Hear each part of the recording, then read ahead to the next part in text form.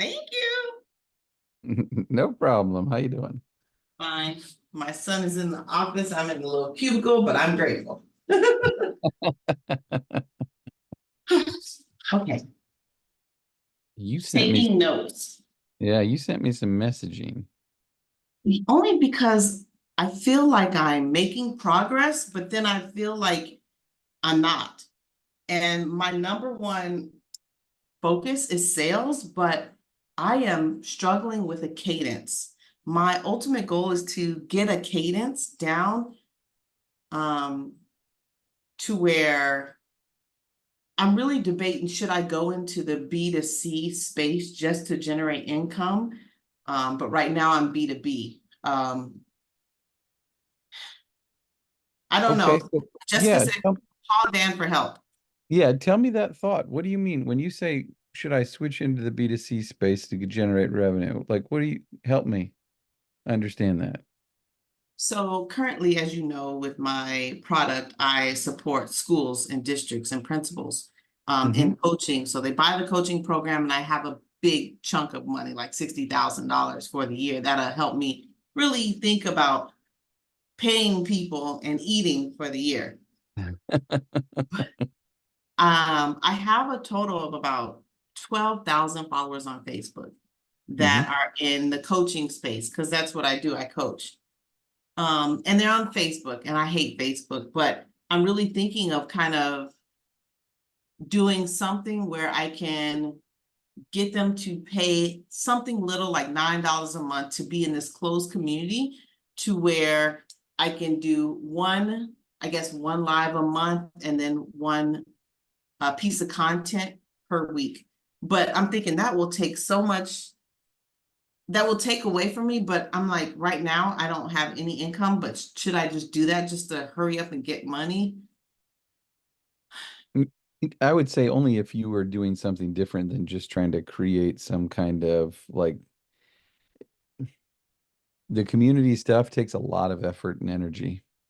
To get people engaged and keep them engaged and keep the thing moving. It always sounds great. It always like I have a community of ed tech founders, and people I started trying to work down that path, and I'm like, hey, I can teach you how to do this or teach you how to do this, and it's $99 for this or $100. Nobody buys anything.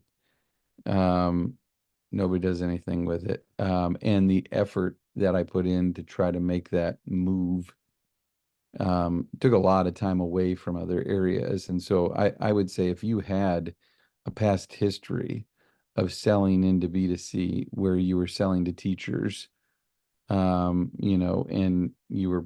then it might make sense. Other than that, probably not. I wouldn't say try to like let's try to start something in that area because it will be a thrash to try to figure out what's the right, Yes. start some of that. And I Oh think my gosh. I think there's some really easy things you can change with what you're doing today when it comes to your approach, your cadence, your messaging, in order to get some momentum and see some of those bigger opportunities start to pan out for you. Okay. Uh, and so a lot of your messaging, there's a couple things that is going on with it. Sure. Uh, One, you have a ton of links in every one of your emails because you're trying to connect them to different things. Um, that will cause you not to be delivered. Your emails will get blocked pretty easily and quickly. You'll see a ton of opens and be like, like everything's going great, but Yeah. that's your spam filters that are going, whoop, there's a link there. Let's check this. Open, click, click, click, click, click, check what all this stuff is, block. And they'll push it into a folder of junk, and the people you're really trying to reach are never going to see it. Yeah. Okay. Um, so you really have to, on your initial communications with people, try to Mhm. minimize your links and maybe send the first one with no links. It's just hey, I want to talk to you, let's connect. And then as you move into further communications and that there's some history between the two of you getting opens, and then you can add more links to it and send them things. And so our typical cadence, just to give you an idea of the time frame that people go through, is like trying to do 9 to 12 attempted touches to somebody in 2 weeks. Really? Yeah, it's a pretty persistent approach. Um, In you're, two, yeah, yeah, mostly phone calls. So if I picked a 9 touch sequence, I would probably have 4 phone calls. I mean, I'd probably have 5 phone calls and 4 emails in 2 weeks. I think just that right there is a big problem because I don't. Right. And a lot of people don't. And what happens is your prospect has a very short-term memory. It is really just like they get hit with something, they go, "Oh, interesting," and they kind of set it aside. But then after 24 hours, 48 hours, they don't even remember they got it. Do you know how many things hit them in that amount of time and what they have on their calendar and the people that have came into their office and the things that they have on their mind? Like that just disappeared. And so if you wait a week and start over again, it is like starting over again. They're like, "Oh, I remember, yeah, interesting." And they put it in the same spot as priority and they don't do anything with it because they have too many other things. And so if you hit them and then the next day, you wait a day and send them another and then make a phone call to them and like it rises on their urgency level pretty quickly, because there's this connection that's starting to happen. Like they remember you easier. And if they're interested in any way, there's gonna be some level of response, hopefully. Um, but your messaging is a lot of, when I look at what you've written out, it's, I think we need to try to change the way that you're approaching. You have the right mindset, it feels like, where you're talking about issues. Um, but you don't have to go straight into sell mode in the email. It's more about, if you're struggling with these things, let's chat. Not, if you're struggling with these things, let me tell you all the ways we solve those problems and what we do to do this. And we are this great tool that helps, because it shuts people down pretty quickly. If your messaging was more around, I have been reaching out to schools and they've been sharing with me that they're struggling in these places that you're good at. And you say, if this is something you guys are dealing with, I'd love to connect. I'd love to Mm, learn more. I'd love to. Do you have 15 minutes later this week or early next where we can talk? Um, and I can learn more about what's happening in your school. Uh, that is more like, hey, market research, learning, mm, caring. I care what's happening with you. I can relate to these other schools and what they're dealing with. Um, and you get a little bit more engagement from something like that, mhm. as opposed to, "You want to look at my product? Check out what we do. Learn Yeah. about us." I care about you. So if you kind of flip the message around, like your first one where you say, "Are you second guessing your supportive classroom tactics because you've been out of the classroom for several years?" That's not a bad start to an email where someone goes, yeah, maybe I haven't thought about it that way, but maybe I am. Maybe I've been disconnected a little bit more than I thought." Mhm. Mm. And what you do not have to get into is, we at Educational Innovation Yeah. 360 know that increased student achievement you're going into selling, Product. Yeah. and the purpose of the email is to generate curiosity only. Like your intent with the email is just to be able to say, "I get you. I know you've got to be frustrated. Let's talk about it." Okay. Not necessarily, "Let me solve all your problems right now. Check us out. Click on these things." Because the number of links in that email is probably like 6 links in that email, and people don't know where to go. You're asking them, the call to action in that is, "We have data. And it's like, what do you want me to do with this Got email? it. Got it. Got it. Um, when I read it, I don't know where to go from here. I'm like, Yeah. oh, that's interesting. Okay, close. And I go to the next. But if you would have said that stuff in the front end of that first paragraph and then said, if this is something you can relate to, I would love to chat. Do you have some time later this week to just connect for Mhm. 15 minutes so I can learn more? Um, then that's the call to action is connect with me, right? Um, and so you can send this out to a group of people and just to give you an idea of the cadence, like let's say you on a Monday you send that out to like let's say 100 people, right? And maybe 10 or 12 of them open it like 4 or 5 times. Like they've opened it, they've looked at it multiple times. For me, I would just put those people on a list and make a phone call right to them. And your phone call, it sounds a lot like your email. And just say, "Hey, this is Cassandra. I'm with this. Have you heard of us before? No? Okay. Well, do you mind if I just tell you why I'm calling? And hey, I've learned a lot about what's going on in the schools, and I'm curious if this is a problem that you guys are dealing with. Yeah, let's talk about it. Tell me what's happening with you." And you're just having a conversation with somebody. You're not trying to go, "Let me tell you all about what we can do to help your district." It's more going, I don't know if you have these problems or if their problems are even big enough for them to do anything about. Do they care about them? Are they on some initiative right now? Is it affecting them in a way that they want to do something about them tomorrow? And so a lot of the PD people that we talk to, it's hard to get someone to move Yeah. because you've got to find the people that care and you've got to service up the problem in a way that is like you're because you're not doing some of these things, you're having these downstream impacts. Remember we talked Mm. about that in our last conversation Yeah.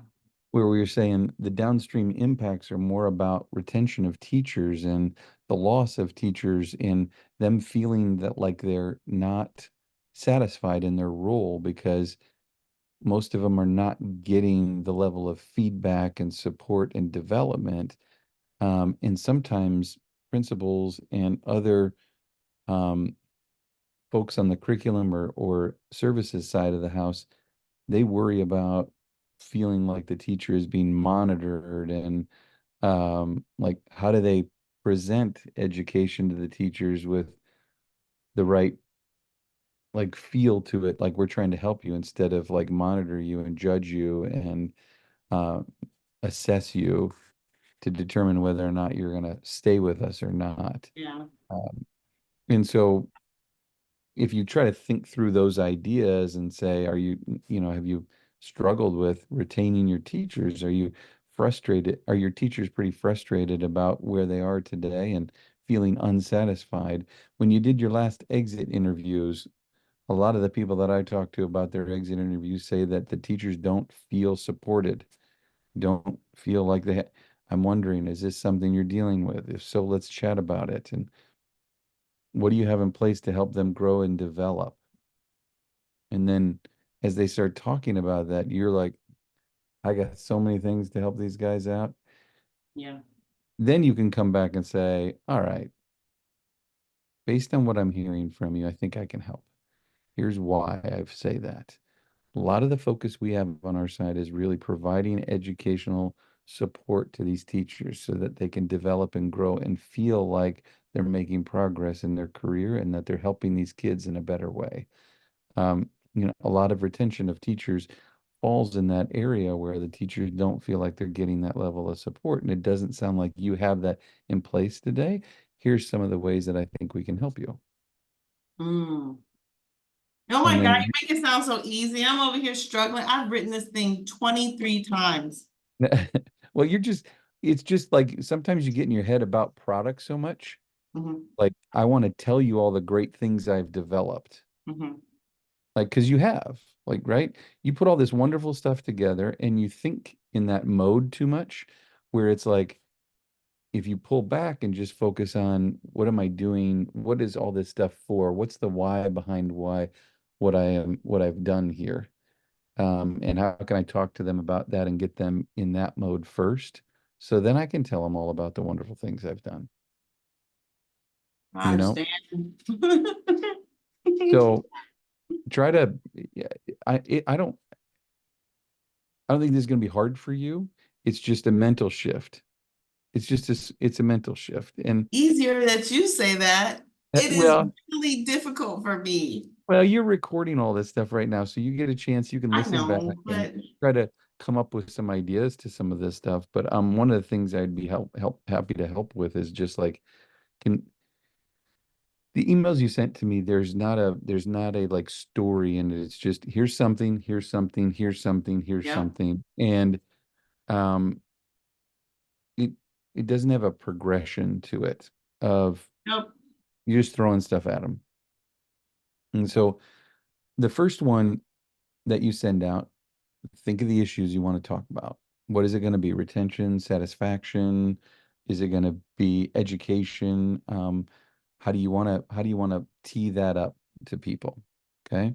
Can it be And all three or just teacher retention has to be through all 4 or 5? no, you can do all three if you want. You can just have a theme around teachers leaving the classroom, and it's because of satisfaction and lack of, and so a lot of the times we bucket things and say, I've been Mhm. reaching out to talk about to talk with, you know, school leaders about why teachers are leaving the classroom. And a lot of what I'm hearing is they're struggling with, you know, um, they're struggling with this, they're concerned about this, they're worried about these things, you know, and you can just throw a couple of issues at them. Mhm. And you just end that email more of like, I, if this is something you can relate to at your district, it's probably worth having a conversation. Do you have some time later this week? And you give them a small window, just say, do you have some time, like 15 minutes to just chat? Yeah. Okay. Then that should be like this email, like not this email, but like this email. Like just here's some problems. What do you think? Right. Okay. And then once that email's done and you've sent that out, Mhm. wait a day and whomever has engaged with it in some fashion, don't just call the people that opened it once, but anybody who's opened it more than once or twice, um, put on a list for you to just give a call and talk to them in the exact same way. Okay. That when you call them, you don't say, "Hey, did you get my email?" You just call them and you're like, "I've been talking to a lot of people. I'm hearing these problems. Is this something you're dealing with?" And then have a conversation with them. Okay. Okay. Learn and see if it makes sense for you to talk about your product. Okay. Um, Chances are you're not going to get a hold of a lot of people when you make a phone call. Yeah. However, if you get a hold of a secretary or someone within that department, you can say, "Hey, I was trying to get a hold of Julie. Do you mind if I tell you why I was reaching out? You can tell me if it makes sense."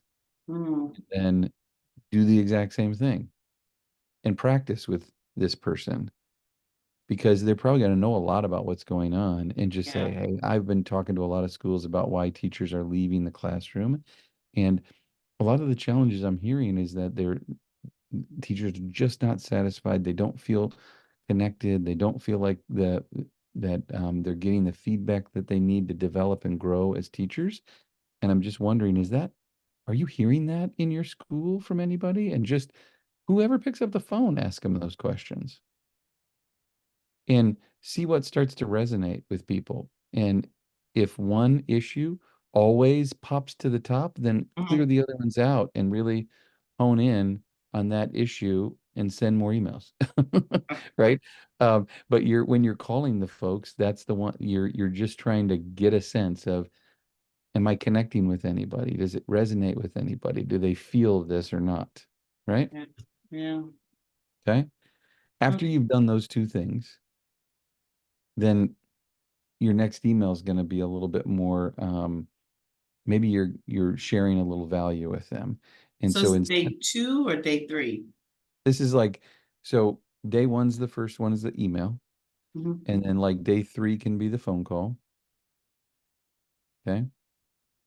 And then day 4 or 5, doesn't matter, just 4 is probably good, is I would um, send out an email that was more value based. Where what I mean by that is if you can find if you've written blog posts, if you Mhm. have articles out there that Mhm. speak to some of the challenges you were talking about in email number one, you Mhm. can say, hey, just thought you'd be interested in this article around teacher retention, right?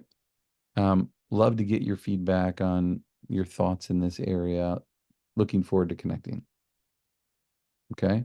And it's in line with the last email that you just sent. You know, you're just replying, oh, by the way, I saw this. I thought you might be interested. Nothing big, no big, not a lot of content, no links, just looking forward to connecting with you. So one blog, and then this is attachment, or is no links? No links. It's just, I mean, it is a link that you're sending one link to say, hey, I thought you might be interested in this. Okay. Hmm. Attachments are worse than links. So, um, especially PDFs. Mm. So once you send that one out, you can make a phone call even later in the day if you wanted to. And every phone call that you're making is in the same guise as I just want to learn. I just want to understand, see if it's a good fit. If it is, maybe we'll talk about what I have to offer. Okay. Um, So every day you're like calling? nearly, not every day, but every other day is typical for us. In a cadence, I'll do um, day one, I'll make a phone call and Mhm. see if I can personalize some things because I learned something from the conversation. But in yours, I'm just saying, send an email, see what you get, so that you can narrow down your phone calls to the people that really just are the ones engaged and not have to call everybody or try to reach out to everybody. That way you can build more awareness with the emails and then try to just focus on the people that engage. Okay. And so as you move into it though, I would be calling and sending an email almost same day sometimes, where I call. If I got some information, I would follow it with an email and say, hey, just left you a voicemail. Here's, and then I thought you might be interested in this. Boom. And so our normal cadence is This like, is stressful, Dan. yeah, I'll tell you, a couple of years ago, I was working as a mentor at this group to help them. And so when I had time, I would go down there and spend time with people that were interested in increasing their sales. And I had one lady come in that she worked, she had her own little business that was called the Mean Vegan, and she sold vegan tamales to grocery stores. Really? Um, yeah. And so she had been doing it off and on for 10 years, and had gotten into 31 grocery stores. And she's like, I've been trying to get serious with this and I just can't get the sales moving fast enough. Yeah. And when I looked at what she did, her messaging was great. Her steps were really great, but it was week 1, week 2, week 4, week 7, and I was like, you're never going to get through to anybody if you don't become more persistent. And she was kind of like, this is a stressful thing. I can't do, I'm going to annoy people. I'm going to piss them Hmm. off, calling them That's what too I much. think. Right. Yeah. And so I just said, if you can just do it for 30 days, please do the exact same steps, but just do it, day 1, day 3, day 4, day 6. And I just built it out for like a 12-day for her. Mhm. She came back 45 days later and she was in 76 stores just because Wow. she was persistent. She did the exact same message, exact same process. She was just persistent. And so a lot of the problems with the sales side of the house is that when people are juggling a bunch of things and they've never been in sales and they're doing sales and product and right, one of the things that keeps people held back is they worry because they have this perception of a salesperson as the annoying pestering Yes, person calling, right? yes, Um, and when you have that mindset, a lot of your messaging can come across as annoying, pestering, because you're mimicking the other salespeople that you've experienced, right? mhm, And so, but if you change your message to be something more along the lines of, I care about what's going on with you, I'm wanting to learn, that is not a pestering, annoying message. And so you can kind of, and if you get in the right mindset about who you truly are when you're selling, you are really about solving someone's problem. You are really desperately trying to connect with somebody so that you can help them get into a better place and see a better experience, basically. Right. mhm. And it's like, if I can't get a hold of them, they're going to be stuck doing the things they're doing today, not helpful. They're going to Yeah, continue to lose. Like, if I can just talk to them for a few minutes, and if you had that mindset instead of, if I call them, I'm going to annoy them, like, that's what holds us back and keeps us from going. Um, Everybody has a different feel to them, and so you never know who's going to be on the other end of the line. Are they going to be the one that feels annoyed? Or are they going to be the one that's helpful, or glad or grateful that you called and talked to them? yeah, And so yeah, I just try to think of it in a way that, I'm looking for the people that are struggling, and they're going to be super grateful that I actually got a hold of them and shared with them some things here today, yeah, because they're struggling and they need my help. And there's a lot of them out there, and not everybody's going to be receptive to it because they might not need the help or don't care about it today. But the ones that I got to get through those so I can get to the ones that really do. mhm. And someone is going to be really grateful that I called today. I just got to find them.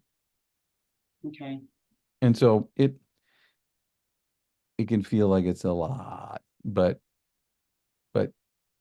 I have proven it over and over and over again with the people that come into the program that we have over here, that if you just stay persistent, people are going to be super happy about that, and because they're going to see the results that they can get when they work with you. okay. So it just sounds like every day. So I'm for like, because right now it's just so sporadic. So I'll get somebody reach out to me, it's just random, and they say they saw something. Like somebody called me from Texas, she's opened up a daycare. She wants to know, can I coach her teachers and mentor her teachers for the daycare? Um, and I kind of said, well, you have to first get a curriculum and Hmm. then I can help nurture that. But go and see the three, it's only like 3 or 4 curriculum, unless you're Montessori, 3 or 4 curricula that you can choose from in that space that have proven to have research. And I sent her 3 curriculum. And I said, here are the 3 top that I've looked, I think you should look into. And then when you have your team, you have your curriculum, then I can help you kind of support your teachers with utilizing the curriculum. But I'm like, I kind of felt bad. I kind of dissed her and said, well, when you pick a curriculum, either it's Hmm. play, Montessori, then we can support you. But if you haven't chosen a curriculum, it's very hard in the dark. I guess she Yeah. could hire me as a consultant, but you know, I don't Hmm. know. I don't know if I talked myself out of that one or, and No, but you've you've got a group, you've got a plan, you've got your approach. You just need to be a little bit more in a pattern where you just say, you know what, I'm going to pick an hour a day and do what I can do in that hour. And so I'm going to send a group of emails, and then for 1 hour in the next day, I'm just going to call as many as I can, and I'm going to start with the people that engage the most with my email and go down the list. And maybe I'll get, 15 people in on that one. And then I'm just going to stop and send email number 2. And then I'll wait a day, let them relax for a minute, and then I'll pick another hour the next day. And I'm going to make a bunch of phone calls, see what I can okay, do. And and so just like block a piece on your calendar every day. Doesn't matter if it's 10 o'clock in the morning or 2 o'clock in the afternoon. Just find a time every day to block, and just maybe 20 minutes ahead of time, get yourself geared up. you know, pick back up. Here we go. Got to get Here on we the phone. go. Gotta you get know, excited to call people. read what you're going to say to them, kind of get your feelings that, figured out in that side of it, and then just hammer through some calls. And it's good when you block the time to say, I'm not going to do anything else but the calling so that I can just get through it, and have the same conversation with multiple people over and over again, hopefully. And just practice with anybody that'll pick up the phone. Yeah.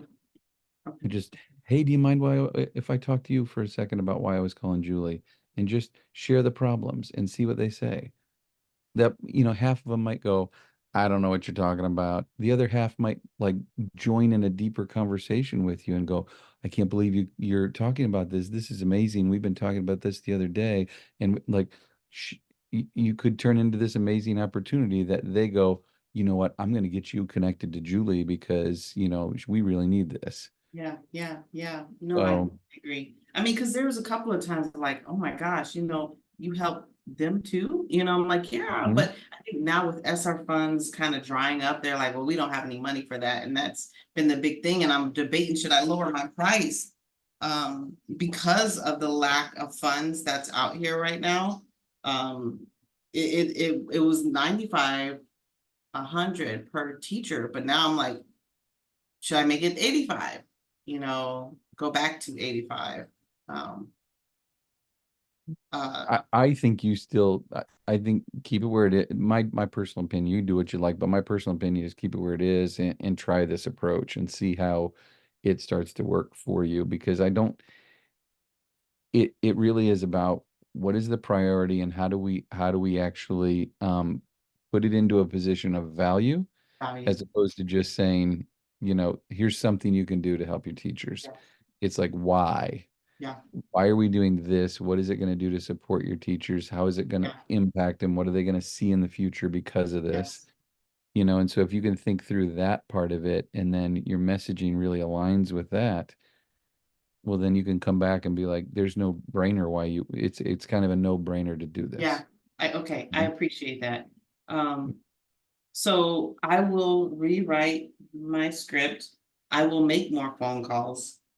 And I guess at what point do like we partner or eventually hire you? Is it when I make some money? Like what? Because you are such a wonderful person. I'm like, I just feel like sometimes I'm lost because I feel like I'm doing too many things at once. Right now, I am doing that. So those are my three buckets is the RFP I'm writing to a month, and it's the sales. And then Mhm. the other piece, of course, I'm blogging every other week, but the other piece is my LinkedIn strategy. And I've backed off of my LinkedIn strategy because I'm like, I don't want to, I'm it's too like to hassle people so often. So I just my LinkedIn strategy is so bad. It's kind of like, hey, one email connect. I like your page twice. And then Yeah. I eventually, hopefully, you come to me because I put out great content on LinkedIn. I, I do think that's a good idea to back away from that energy, and Okay. focus on just getting connected with people and use this like put in your mind that this is going to be your market research work, right? That leads to sales. So Yeah. basically what you're doing is I'm going to reach out and I'm going to share some thoughts with somebody, share some issues, see if it resonates, learn from them, adapt my messaging based on what I'm hearing from people. And hopefully, based on that, if someone gets excited about this, they become an opportunity for me, Mhm. right? If they are like, oh, yes, this is definitely a problem for us, then it's more your job at that moment is to not sell them, but to understand them. Like, Yeah. talk to me for a minute. How big of a problem is this really? How bad is it? If you can understand those two things, how big and how bad it is, that person's gonna like have a level of emotion at that point Yes. that they're ready for a solution. Um, because people buy based on emotion, right? They buy because Yeah. they're frustrated, struggling, right? They don't Yeah. buy because you tell them it's the best thing for them, Right. Right. right? Logic and awesomeness doesn't sell. Yes, I know. I It's the know. Oh, So if you okay. just flip your content around a little bit, I think you're going to see more uptick on people engaging with you. and then just be more consistent with your outreach. Like pick a time of day and do the work. Okay, Let go of the LinkedIn, let go of some of the other stuff and just go. Like do and see what happens for you. Okay. okay. And do you honestly, like being transparent, you know what I do and what I sell. Do you think I can secure 3 contracts before this, or will I have to go back to that ratchet job? I What knew is I the was time? gonna go What is back the to it. time frame that you need to get 3 contracts in? I was hoping before school starts in the fall, but I know that's probably impossible. I'll Y- just, You know, that's not a bad goal. is, It's not a bad goal because you're in this window right now. So the territories that are best to focus on right now are Midwest. yeah, Okay. Midwest, maybe. Midwest, then you can move out into the coast a little bit more because like right now budgets are starting to be allocated. Things are, so this is the best time in the Midwest to be able to be talking about those. So you're in a great window to be able to say teachers are coming back in service in August, and how are we going to support them and help them? Mm, And what have you have planned? This is going to be top of mind for some people. yeah, Okay. And then as you move into like New York or LA or, into California, that's going to be more, wait a month. And then they're going to be ready for this conversation because they don't get back into school until September, remember, yeah. and so September is going to be in service time and maybe late August in service time. And so a month before that, they're going to be really trying to make sure they got all their ducks in a row and things. And so I would, I would say that's not unheard of to be able to do what you're talking about. You just need to put the consistent effort in each day to get in front of them. Okay. It's Okay, don't get discouraged because it is a tough thing. It takes a lot of talking and a lot of engaging to get one, you know. no, Sometimes I our know. folks are talking to 100 people before they get one person to say yes. And so it's okay. Take the nose is not personal. It's not a big deal. They're just not ready yet. They're not in a good spot for it yet. Let's just keep going. There's people out there that need you. Mhm. Okay. Okay, all right. Keep giving it a shot. Okay. All right, Dan. Oh my God, I feel like you're my father or something. Like, okay, things are gonna be okay. Cassandra, you're gonna be okay. I'm like, okay. So I'm gonna be okay. I'll do it. I'll do it. I know. All right. I do tremendously appreciate your help. Yeah, no problem. Any way I can help you, let me definitely know. I will. I will. Just get 3. That'll help me. Because when you get 3, then we'll talk about how you can start working with me, and we'll get Yay! you 30, and then Okay, get 3, I'm then get waiting for 3 that. more, then get 3 more. You know. All right. Okay, That's a thank good you so goal, much. though. Okay. It's a good goal. Go for it. All right, go All right. team. All right. Thanks so much. All right. We'll talk to All you right, later. all right. Bye bye. Bye-bye.